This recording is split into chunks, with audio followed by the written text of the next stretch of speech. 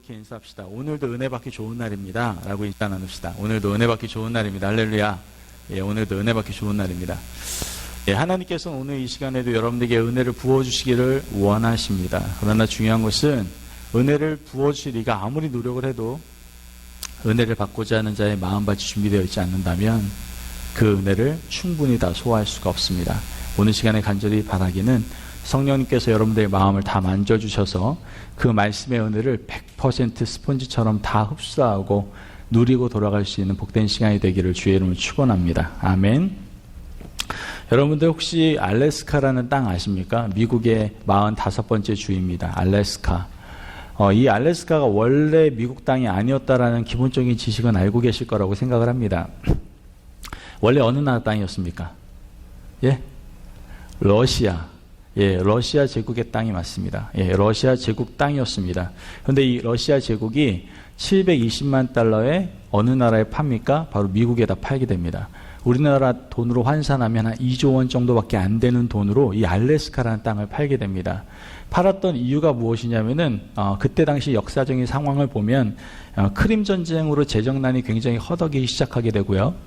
그런 상황 속에서 이 러시아 제국이 이 알래스카를 영국에게 뺏길 수도 있다라는 그런 위기를 맞이하게 됩니다. 그래서 뺏길 바에는 미국한테 팔자. 그래서 한 평에 1스퀘어핏에 5센트밖에 되지 않는 그러한 저렴한 가격으로 미국에게 그 땅을 넘기게 됩니다. 그러나 그때는 그 땅이 그런 땅인 줄을 몰랐습니다. 소련이. 사실은 러시아가 그 땅이 그런 땅인 줄 몰랐어요.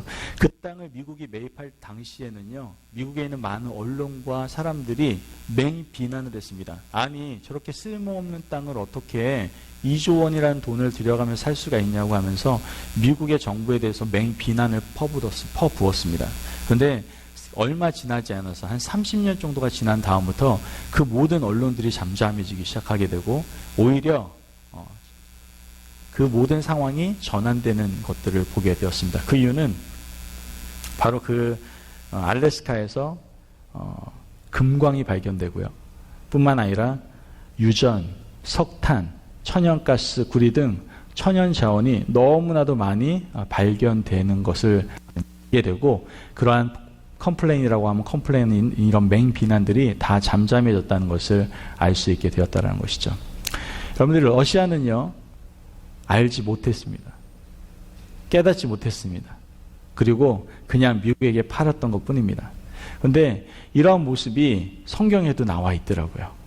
정말 가치 있는 소중한 것인데 그걸 알지 못해서 그냥 자기의 지금 현재 상황과 계산법으로 그냥 그 상황을 모면하려고 했던 한 인물이 오늘 성경에 나와 있는 것을 보게 됩니다.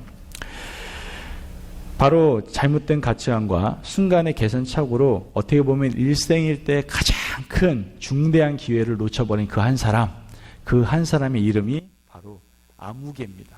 이름도 안 나와요. 그래서 그 중대한 실수를 해서 그런지 성경에서 이름도 안 써줘요. 그냥 아무개예요. 아무개.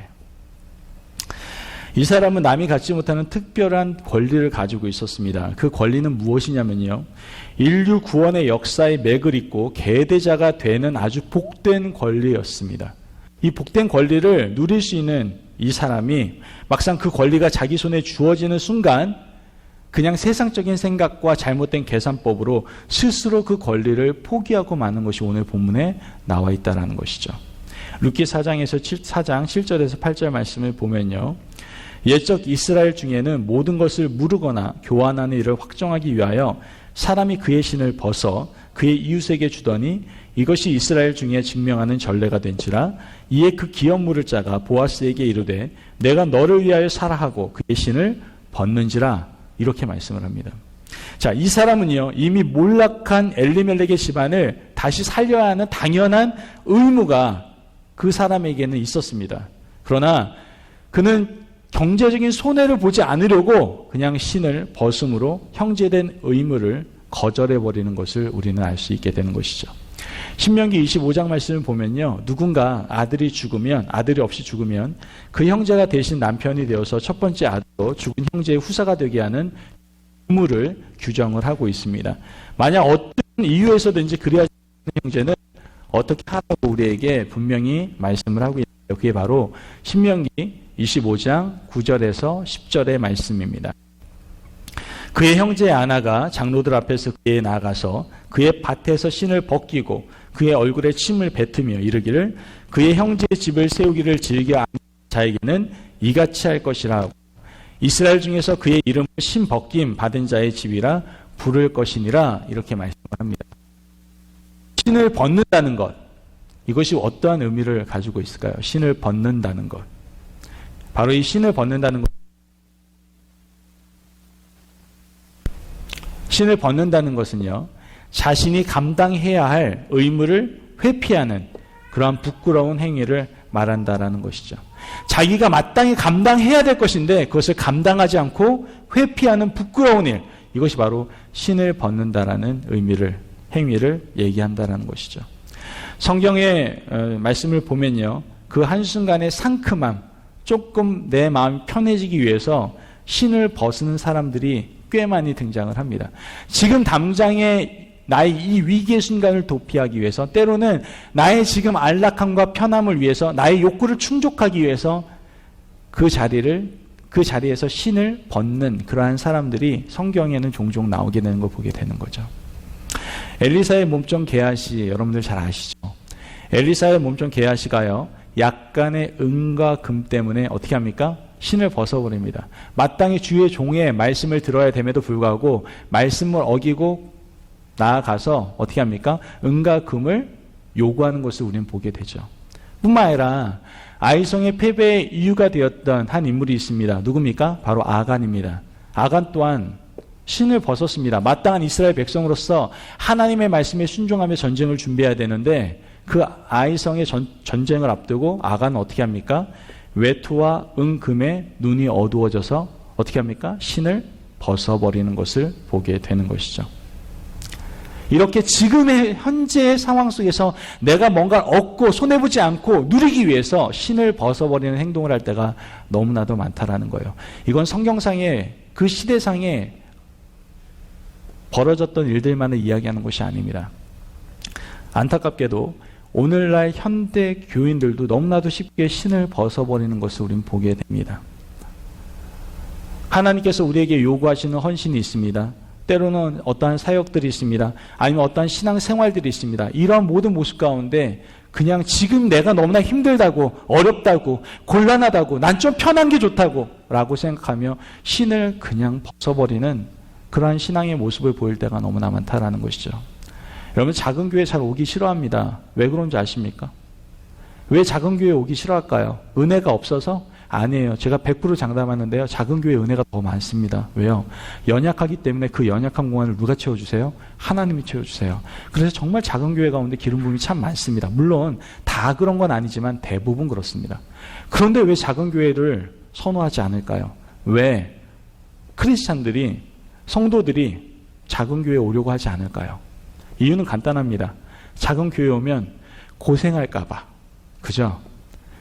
작은 교회에 일손이 부족할 거 아니에요. 그러면 나는 엄청나게 고생하고 헌신해야 될 거라고 생각해서 작은 교회에 오지 않는다라는 거예요. 이건 제 얘기하는 게 아니라 리서치에 나와 있는 얘기를 하는 겁니다. 또 하나는 작은 교회니까 재정이 많이 어려울 거야. 그러면 나 너무 많이 힘들 것 같아 라고 생각하면서 작은 교회에 나오지 않는다라고 하더라고요. 또한 그 외에 여러 가지, 우리 아이들은 교육 프로그램이 너무나 중요한데 작은 교회는 교육 프로그램이 없다라는 것이죠. 이런 여러 가지 이유로 작은 교회를 회피하는 것을 보게 됩니다. 그러나 하나님께서는 몸된 공동체 안에 정말 있어야 될 것 한 가지만 있으면 된다라고 얘기하십니다. 교육 프로그램이 아닙니다. 무엇이 있어야 됩니까? 예수 그리스도만 있으면 되는 거예요. 아멘. 우리 교회 안에 예수 그리스도만 있으면 되는 거예요. 주님의 몸된 교회로서 우리가 분명한 의식을 가지고 있고 믿음이 있다면 그 교회는 살아있는 교회고 그 교회는 하나님이 역사하는 교회입니다. 아멘. 우리가 그 안에서 마땅히 해야 될 신을 신고 그것들을 감당하면 되는 것이죠. 아멘. 우리에게 허락된 사역의 자리가 있습니까? 헌신된 자리가 있습니까? 우리에게 허락된 어떠한 여러 가지 신앙의 모습들이 있습니까? 그것에 대해서 어떻게 하면 되는 거예요? 우리는 신을 신고 온전히 순종할 수밖에 없는, 또한 순종해야 된다는 것을 오늘 성경 우리에게 말씀해 주고 있다는 거예요. 창세기 25장 말씀을 보면요, 배고픔에 이기지 못해서 에서가 어떻게 합니까? 팥죽 한 그릇에 신을 벗어버립니다. 마땅한 장자의 권리를 가지고 있음에도 불구하고 지금 당장에 자신의 배를 채우기 위해서, 자기의 욕구를 채우기 위해서 과감하게 신을 벗어버립니다. 야, 나 장자 권리 그런 거 필요 없어. 빨리 팥죽이나 내놔. 그리고 팥죽 후루룩 마셔버립니다. 이러한 모습을 히브리서 12장 16절에는 이렇게 표현하고 있습니다. 우리 함께 보도록 하겠습니다. 목소리로 같이 봉독합니다. 히브리서 12장 16절에 17절입니다. 시작. 음행하는 자와 혹 한 그릇 음식을 위하여 장자의 명분을 판 에서와 같이 망령된 자가 없도록 살피라. 반면에 모세는 오히려 세상의 신을 버리고, 안 나오나요? 17절. 오히려 세상의 신을 버리고 영원한 기업의 신을 택함으로 영원한 상급의 상속자가 되었다. 이렇게 말을 하고 있죠. 17절 말씀 보면. 사랑하는 여러분 지금 신을 신고 계십니까? 신을 지혜롭게 분별하여 그 신을 신고 사시길 주의 이름으로 축원합니다. 아멘. 여러분, 신어야 할 신이라면 끝까지 신고 가야만 합니다. 애굽의 어떤 보화보다도 하나님께서 주시는 상 주심이 훨씬 크다는 것을 우리는 늘 기억하며 살아갈 수 있어야 됩니다.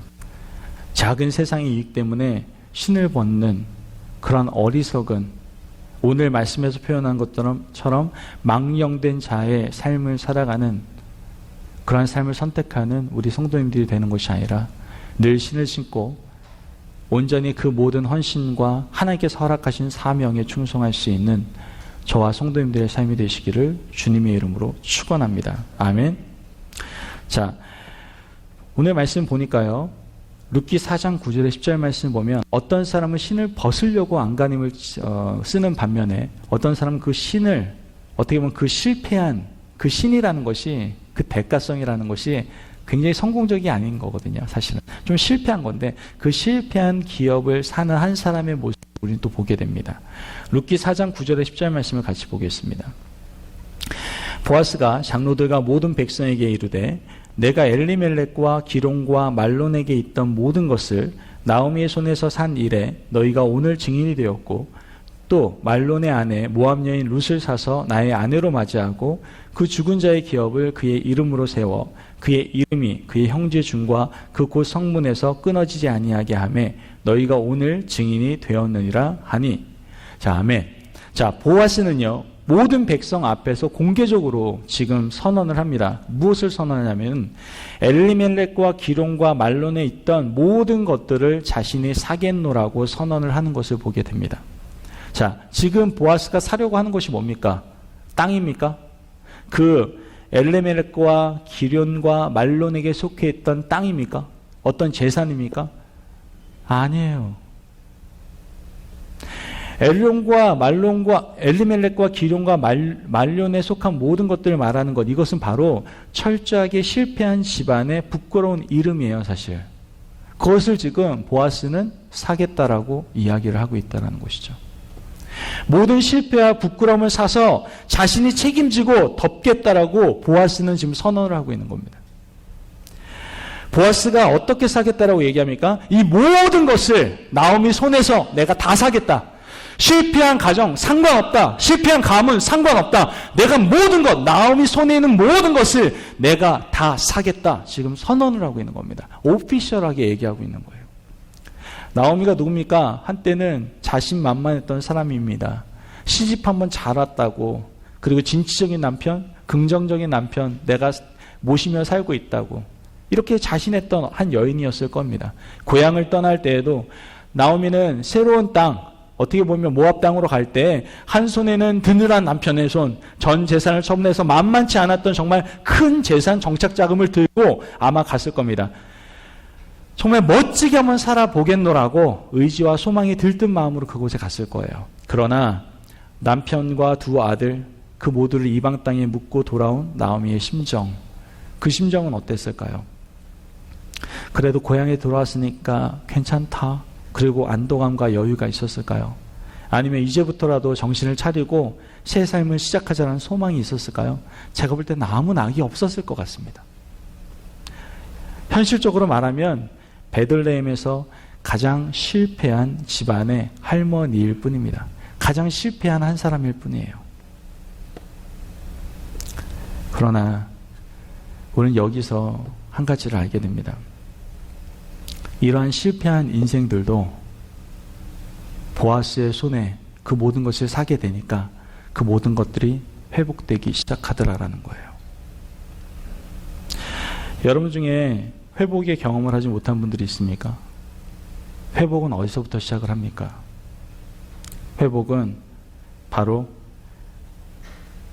주님의 손이 거할 때, 주님께서 우리의 모든 허물, 또한 우리의 불신, 미움, 용납하지 못하는 우리의 모든 마음들, 이 모든 것들을 주님의 보혈로 덮어주실 때 진정한 회복의 역사가 일어나는 줄 믿으시기를 바랍니다. 아멘.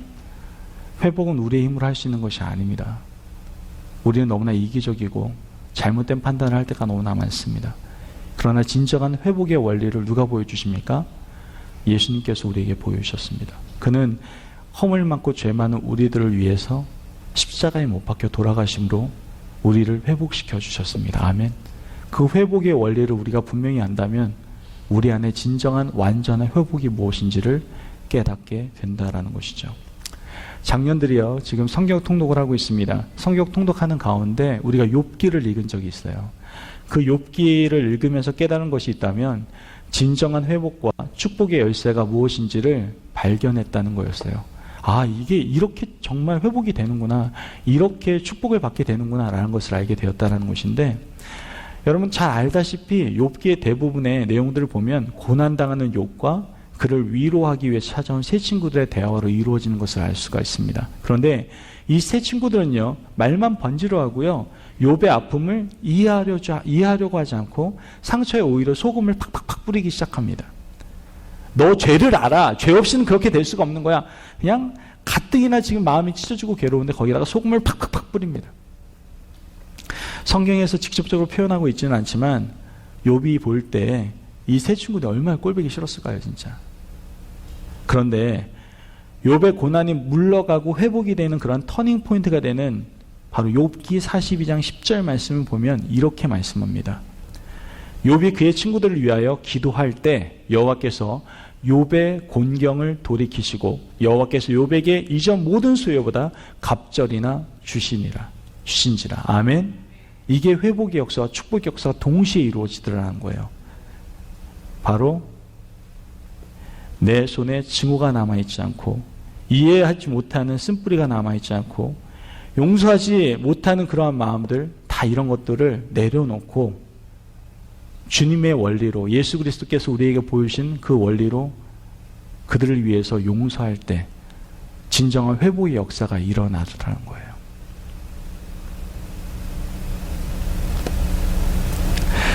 저와 여러분 살아오면서 가족뿐만 아니라 수많은 사람을 만나고 그 관계 안에서 실수를 하고 배신도 당하고 오해도 하고 상처도 받고 또 섭섭한 일도 많이 경험을 했을 것입니다. 그리고 그 반응의 대부분 아마 상처로 바탕으로 한 내가 이젠 기본적인 관계만 유지하겠다라고 생각하고 그냥 관계 단절을 선택하는 그러한 분들도 있었을 겁니다. 그것은 회복이 아닙니다. 내 선에서는 회복할 수 있는 능력이 없습니다. 내 안에서는 완전한 회복을 할 수 있는 그러한 힘이 없습니다. 사람은 다 자기중심적이기 때문에 우리 스스로 어떠한 관계를 회복하기는 참 어렵습니다. 그러므로 우리에게 누가 필요합니까? 회복의 모든 것들을 우리에게 보여주신 예수 그리스도가 우리에게 필요합니다. 진정한 화해자와 회복의 은혜를 부어주시는 예수님이 우리에게 필요하다라는 거예요. 그래서 우리에겐 예수 그리스도의 그 보혈의 은혜가 있어야 됩니다. 그 보혈의 은혜만이 우리의 모든 것들을 회복시키실 수 있고 우리의 모든 것들을 다시 그 어두운 자리에서 일어나게 할 수 있는 능력이 됨을 여러분들 꼭 믿으시기를 주의 이름으로 축원합니다. 아멘. 오직 예수 그리스도밖에 없습니다. 그 모습을 보여준 게 누굽니까? 바로 이 보아스였다라는 거예요. 예수 그리스도를 표징하는 바로 이 보아스. 이 보아스는 바로 실패한 기업을 샀다라는 것이죠. 이 모습이 바로 예수 그리스도의 모습 아니겠습니까? 실패하고 좌절되고 죄 많은 우리들을 위해서 핏값으로 우리를 사셨던 예수 그리스도. 우리도 만약에 우리의 삶 가운데 완전한 회복의 역사를 기대하고 소망한다면 이와 같은 예수 그리스도의 모습이 우리의 삶 가운데 있어야 될 줄을 믿습니다. 아멘. 자, 보아스가요, 이렇게 실패한 것을 삽니다. 기업을 사게 되죠. 우리가 어떻게 보면은 손해본다라고 생각할 수 있는 일 아닙니까? 세상적인 사고와 계산법으로는요, 실패한 거예요. 그렇지 않아요? 손해본 거라고요. 실패한 가문을 받아들이면 자기 돈이 더 나가잖아요. 어떤 사람이 이익이 되지 않는 일을 그렇게 하냐고요. 그런데 지금 보아스는 했단 말이에요. 보아스가 이러한 기업을 사게 돼서 얻게 되는 약속들이 그런 데 있어요. 오늘 성경은 그것을 얘기합니다. 첫째가 뭐냐? 바로 기둥이 되는 축복을 받기 시작합니다. 내가 비록 육안으로 볼 땐 손해보는 것 같았는데 하나님의 기업, 손해볼 것 같았지만 그 하나님의 기업을 내가 그냥 샀을 때에 하나님께서 우리에게 주시는 것은 바로 기둥이 되는 축복을 받게 되더라라는 거예요. 우리가 지금 헌신하는 것, 우리가 하나님의 자리를 지켜나가는 것, 사람들이 볼 때는 왜 시간 낭비하냐고, 왜 돈 낭비하냐고, 왜 에너지 낭비하냐고 그렇게 말할지 모르겠지만 우리가 그것을 기업으로 샀을 때 하나님께서 우리에게 주시는 것은 바로 기둥이 되는 축복을 허락하시더라는 거예요. 아멘. 룻기 4장 11절을 같이 봅시다. 룻기 4장 11절 말씀을 같이 한번 묵독합니다. 시작. 성문에 있는 모든 백성과 장로들이 이르되 우리가 증인이 되나니 여호와께서 내 집에 들어가는 여인으로 이스라엘의 집을 세운 라헬과 레아 두 사람과 같게 하시고. 아멘. 여기까지만 읽읍시다. 자, 이스라엘을 세울, 즉 기둥 같은 사람이 되리라는 축복을 부어주고 계시는 겁니다. 아멘. 우리가 기업을 사게 되면 바로 하나님께서 기둥과 같은 자로 세우시겠다라고 우리에게 약속해주고 계시는 거예요. 어디에서요? 가족 가운데, 가정 가운데, 공동체 가운데 기둥 같은 사람으로 세우시겠다라는 거예요. 단순하게 가정과 공동체를 얘기하는 것이 아니라 이스라엘을 세우시겠다라고 말씀하신 것은 바로 하나님의 나라를 세울 수 있는 기둥으로 우리를 세우시겠다라는 거예요. 아멘. 여러분, 우리 하나님 나라를 궁극적으로 바라보며 살아가는 사람들입니다. 그런데 그 하나님 나라를 세워가는 기둥으로서 여러분들을 사용하시겠다는 거예요. 비록 손해보는 길일 수도 있어요. 내가 피해보는 길일 수도 있어요. 그러나 그 기업을 여러분들이 사게 될 때, 여러분들이 헌신하고 여러분들이 그것을 순종하고 충성하게 될 때 여러분들이 기둥이 될 수 있다는 거예요. 아멘. 이스라엘을 세우는 기둥, 즉 하나님 나라, 그 복된 나라, 그 궁극적인 우리의 목적과 가치가 있는 그 나라를 위해서 쓰임받을 수 있는 기둥으로 여러분들을 세워주시겠다는 거예요. 아멘. 이보다 더 큰 복이 어디 있습니까? 하나님께서는 각자에게 부어주신 은사의 영역에 따라 속해 있는 곳에서 여러분들이 기둥과 같은 존재로 하나님이 사용하게 되실 줄을 믿습니다. 아멘. 우리가 그 자리에서 어떻게 해요? 그 기업을 살 때, 하나님께서 허락하시는, 말씀하신 그 기업을 살 때 우리가 이런 축복을 받게 된다는 것이죠. 두 번째로는 세상에서도 유력한 사람이 되는 축복을 받게 됩니다. 하나님 나라를 위한 기둥만으로 세워지는 것이 아니라 이 세상 가운데에서도 유력한 사람으로 여러분들이 쓰임받게 된다는 거예요. 아멘. 룻기 4장 11절 하반절 말씀만 같이 읽어보면요. 하반절 말씀에 내가 에브랏에서 유력하고 베들레헴에서 유명하게 하시기를 원하며 이렇게 말씀하시는 걸 보게 됩니다. 하나님께서는요, 성도들이 이 땅을 유력자로, 즉 영향력을 흘려보내는 자로 살기를 원하고 계십니다. 그리고 여러분들 그러한 존재로 사용하시겠다라고 말씀하시는 것이죠. 그러므로 생육하고 번성하고 창대케 된 놀라운 은혜와 축복이 우리 성도님들 가운데 함께 하시기를 주의 이름으로 축원합니다. 아멘. 얼마나 유력한 자가 되기를 원하십니까? 여러분들 얼마나 영향력을 끼치는 사람이 되기를 원하십니까? 기도하며 작정하고 애쓰는 여러분들 어떠한 그렇게 영향력을 끼치는 사람이 되기를 원하십니까? 어떻게 하면 그런 유력한 자가 될 수 있을까요? 아까도 말했지만 그 기업을 사면 하나님이 주시는 축복입니다. 아멘. 그런데 그 기업을 살 때 몇 가지 조건들이 있는데, 그래요, 우리가 출세도 하고요, 성공도 하고 돈도 많이 벌어야 됩니다. 현대는 요즘 뭐니 해도 머니니까 돈을 많이 벌어야 될 수도 있어요. 하지만 성경을 보면요, 유력한 자, 영향을 끼친 자에게는 세 가지의 품성과 속성이 있었다는 것을 알 수가 있게 됩니다. 그것이 뭐냐? 바로 따라올까요? 정직. 이래가지고 이거 품성 담겠습니까? 정직, 성실, 거룩. 여러분들, 우리에게 이 세 가지가 있어야 됩니다. 정직과 성실과 거룩이 있어야 돼요. 바로 기업 물을 자의 성품입니다. 세상은요, 악착같이 성공하는 것에 목적을 둡니다. 하지만 성경에서 영향을 끼쳤던 유력한 사람이 되었던 다윗이라든지 모세라든지 수많은 우리의 신앙의 위인들의 모습을 보면 그들에게는 꼭 세 가지가 있었습니다. 정직과 성실과 거룩함이 있었어요. 여러분들, 이 사실을 우리가 분명히 알고 우리 모두가 세상에 유력한 사람들이 되기를 주의 이름으로 축원합니다. 그러한 사람이 되기 위해서 여러분들 가운데 정직과 성실과 거룩함이 여러분 삶 가운데 있기를 주의 이름으로 축원합니다. 아멘. 마지막으로 진리의 계대자가 되는 축복을 받게 됩니다. 진리의 계대자, 그것을 이어나가는 사람이 되는 축복을 받게 되었다는 것이죠. 룻기 4장 12절 말씀을 같이 한번 보겠습니다. 여호와께서 이 젊은 여자로 말미암아 내게 상속자를 주사 내 집이 다말이 유다에게 낳아준 베레스의 집과 같게 하시기를 원하노라 하니라. 아멘. 지금 뭐라고 얘기하는 거죠? 후사를 축복하시는데요, 그 다말이 유다에게 낳아준 베레스 집안이다라는 것을 말하고 있습니다. 유다는 다말의 시아버지고요, 베레스는 이 둘 사이에서 태어난 쌍둥이 중에 하나로 다윗과 예수 그리스도의 조상이 되는 것을 우리는 알 수가 있습니다. 자, 예수 그리스도의 조상이 되었어요. 이게 축복입니까? 저주입니까? 지금 기업을 산 것이 지금 보아스에게 있어서는 이게 축복이 되었습니까? 저주가 되었습니까? 기독교는 진리를 상속하는, 어떻게 보면은 계대 운동을 하는 종교다라고 생각할 수도 있습니다. 구원받은 성도의 가장 큰 진리는 누가 어떤 진리를 상속하느냐에 따라 달려있다라고 생각해 볼 수 있다는 것이죠. 우리는 절대로 진리를 벗어나면 안 됩니다. 그 진리를 우리는 대물림하며 계대 가운데 이어줄 수 있어야 됩니다. 우리가 그래서 지금 비전을 세우고 학원 선교에 앞장서는 거 아니겠습니까?